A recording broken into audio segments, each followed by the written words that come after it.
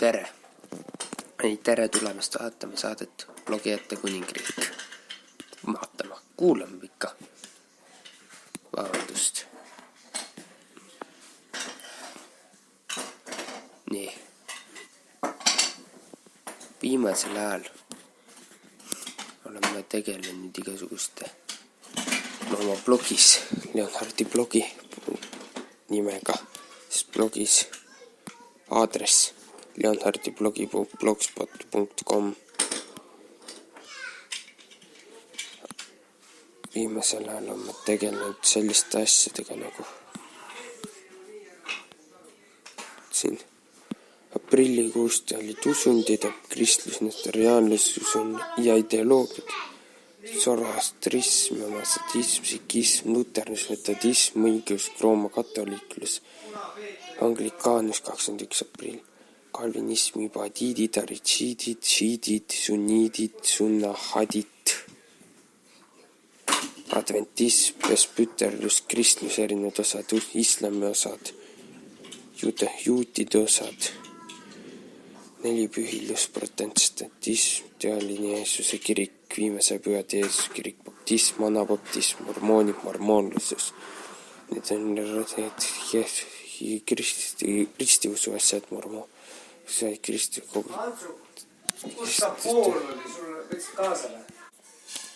Nii, jätkan. Kronism, ühendus, kristalsamiisiidid ja hoovatunnisteadusku. Ja siis tulid need mõtlevad, panevad asjad teadusku, usud, mõtlema religioon.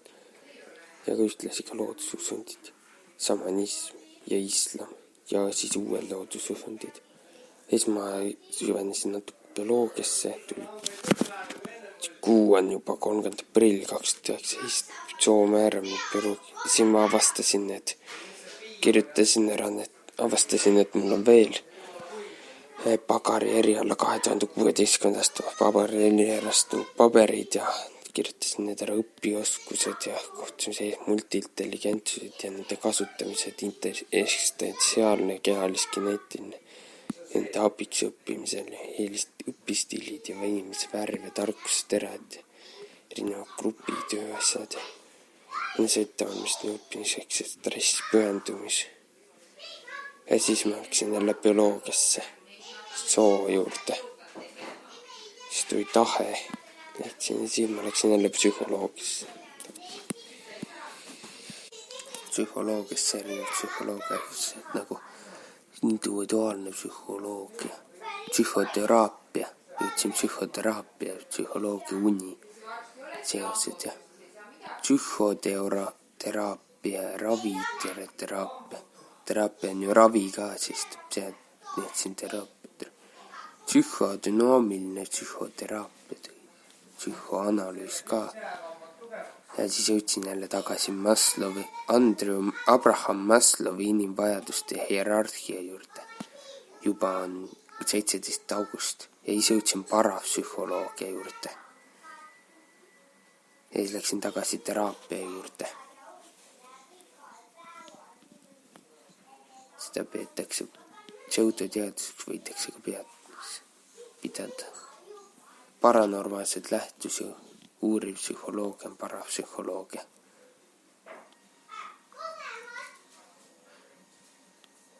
Ja siis tuli teraapia juurde süsteemne pereteraapia.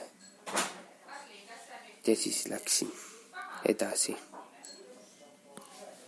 Ja jõudsin ja siis avastasin enda jaoks sellise maailma, kus on igasugused vaimud ja varjuinimesed ja süvenesin igasugustesse vaimudesse ja sellistest olendisse.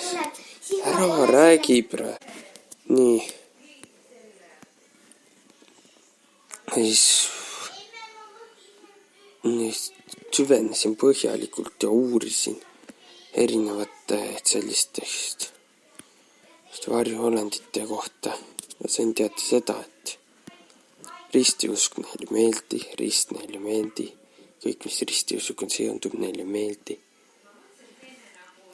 Sellisteks tundmatute olenditega, selliseks nagu need punase silmaga vaatavad öösel, kõik on, siis võivad teemonid ja sellised nagu teemonid, varjuolendid, vaimuhingest vist ei ole, on inimesed, siis mõned uurivad paranormaalsust, selliseid asju. Juhtsin just see paranormaalsuse juurde. Valgejoonte lõike, Slenderman, Vendigut ilmselt ei ole või on muutnud. Jumalat pole olemas. Ilmselt, ma täpselt ei oska öelda, saatanud neid ei ole, Aldi pole, Momod pole ka olemas. Poltergeistid küll, need on need, mis kolistavad öösiti. Kummitusi pole muidugi olemas, kummitus on kõik üldnimetus. Batman ehk mütsmiga mees on olemas küll, see ohtlik on, et võib visata mütsi. Mehed mustas on ka olemas ja mustas ilmselt lapsed, kes võivad pakkuda seal midagi ja siis on jama majas, kui sa seal vastu võtad. Silma ei tohi neil vaadata. Ja siis on Soso, keda Eesti ei ole olemas. Ja siis jõudsin edasi, siin järgises Oitšea laud on näiteks üks hull asi, millega on võimalik teha igasuguseid hulle asju. Seal lauaga võimalik vaimudega rääkida, see on numbrid 1-9 ja valikud jah, ei, tere ja hüvasti. Olge.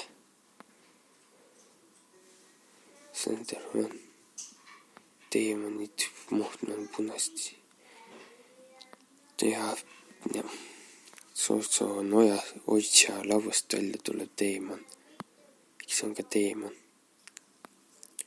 Ja siis on sellised sõnad, millega ma nüüd avastasin. Leviteerumine, evimine, spiritism, nekromantia, momendide eksortsism. Termin silmamasinat nähtav asjad tõhus, hõljumine, olemine. Miljem see teada on see täiesti võimalik. Ja tõenäoliselt niimoodi asju, niimoodi leviteeruma pannes tehtigi, ehitati püramiide, mõnedel on selline asi. Egiptus püramiid ehitati niimoodi hoopis. Mingi selline teooria. Ja et see on võimalik. Oli võimalik kunagi. Ja on ka praegu võimalik väga hästi proovida. Et see on unustatud tehnoloogia. Evimine on kurjast vaimust vaevatud, tähendab. Ehk põhimõtteliselt on keegi läinud su sisse mingi kuri oled, näiteks teemon ja siis sa hakkad tema moodi käituma.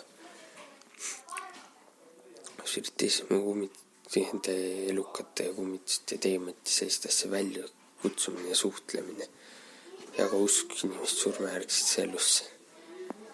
Ja nekromantia on nende äratamine ja rakendamine oma eesmärkide saavutamiseks. Surnute rakendamine oma eesmärkide saavutamiseks, aga surne asemel vastu hoopis teemon, või siis surne vihastab ja ründab hoopis. Ainult kõik nähtamatu maailma.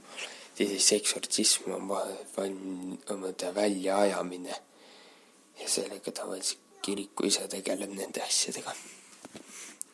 Ja sealt tuli välja, et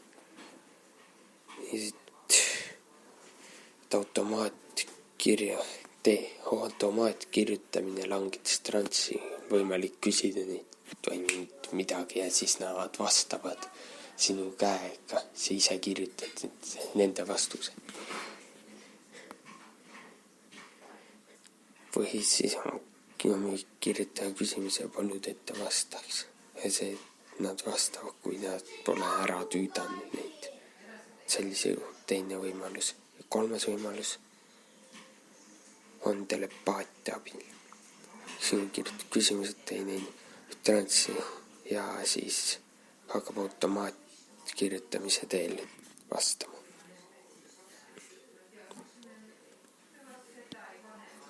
Ja siis on veel portaalid. Portaalid on need portaale ja ma usun, et neid on erinevaid on kiiresti ühest kohast teise liikumise portaalid, siis on ajaportaalid, kus muutub aeg, sest aeg teatavasti on minevik, tulevik, olevik ja kõik on üks sama kokkuvõttes ju. Tegelikult ei tohiks olla olemas, aga on. Ja siis on ussiaugu, need musta augu, ussiaugu moodi portaalid on. Portaal võib olla ka kapis näiteks. Aga alati ei ole need sellised erinevad kujud. Ühes jutus oli, päris juhtunud jutus oli, et kui lõpuni maailma vaatas Ender, ta oli üks riidekapp hoopis. Need maailma rändeportaalid on vaimumaailmast meie maailma liikumise portaalid. Sealt, kus tulevad need teemad ja sellised olendid. Ja siis on kiiresti liikumisest kohast teise liikumise portaalid, ühest portaalist sisse, teisest tööd välja. Selline asi. Ja peeglid on ka portaalid. Peeglid ongi need maailmate vahelise rändeportaalid. Rohkem peeglitest hullem.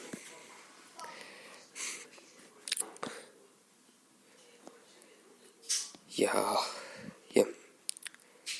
siis natuke unehalvatusest.